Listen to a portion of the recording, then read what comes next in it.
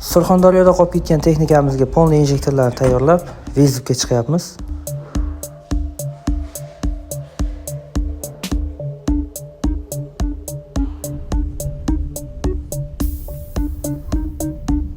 DAF Euro 5 mashinamizda ham oldiga kelib oldik. O'zimiz bilan tayyorlab kelgan injektor farsunkalarimizni cho'tki bosib mashinani yurgizib beramiz.